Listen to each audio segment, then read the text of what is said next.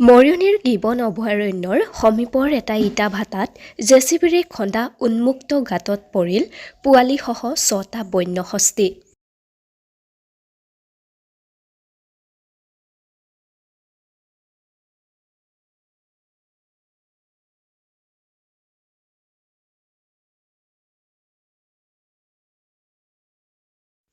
গিবনৰ পৰা খাদ্যৰ সন্ধানত ওলাই অহা এটা বনৰীয়া হাতীৰ প্ৰায় ৪০-৫০ জনীয়া জাক নিশা মৰিয়নি দিহিঙীয়া গাঁৱত প্ৰৱেশ কৰিছিল। সমীপতে থকা এটা ইটা ভাটাৰ বাবে বাঢ়নীতৰাৰ মাজত থকা জেচিবিৰ দ্বাৰা খন্দা এটা উন্মুক্ত গাঁতত পৰি যায় ৬টাকৈ হাতী। ইয়াৰে ২টা হাতী উঠিবলৈ সক্ষম হয় যদিও পোৱালিসহ ৪টা হাতী বৰ্তমান পানীৰ মাজতেই আবদ্ধ হৈ আছে।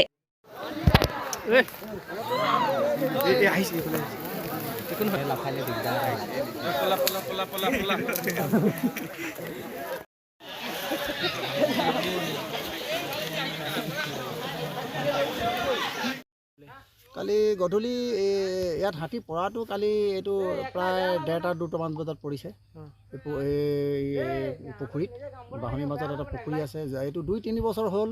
মানে পুখুৰীটো খন্দা মানে কি ইটা ভূটাৰ ইটা বনাবৰ কাৰণে ইটাবিলাকে মাটি লৈ যায়, মাটিৰ মালিকবিলাকে। কাৰ হয়তো এইটো পুখুৰীটো মানে কি মাটিৰ মালিক আৰু ইটা ভূটাৰ মালিকৰ লগত কিবা বুজা কৰি পিনি কিবা লেনদেন পইচা পতা কৰি পিনি মাটিটো খেতি নোহোৱাৰ কাৰণে মানে পুখুৰীৰ কাৰণে এইটো মাটি খানি ইটা কেঁচা ইটা বনাবৰ কাৰণে লৈ যায়। সমগ্ৰ অঞ্চলত ভালেকেইটা পুখুৰী আছে, এইবোৰতো বৰ বিপদজনক। ইয়াতো আছে যে পায় তেনেকৈ যাৰ লগত মাটি মানে কি মাটিৰ মালিকৰ লগত ইটা ভূটাৰ মালিকৰ এইটো বুজা পৰা থাকে।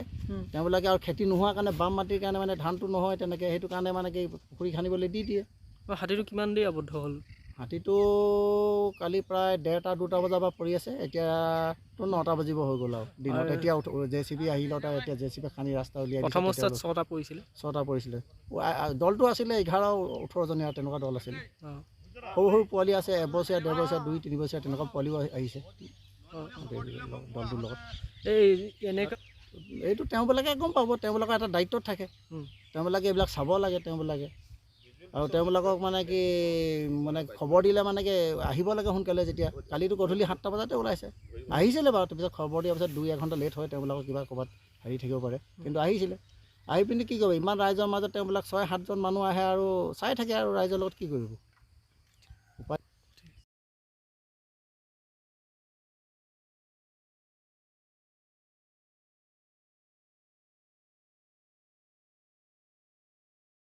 খান্দিতে একদম ভাল আছিলে আকৌ,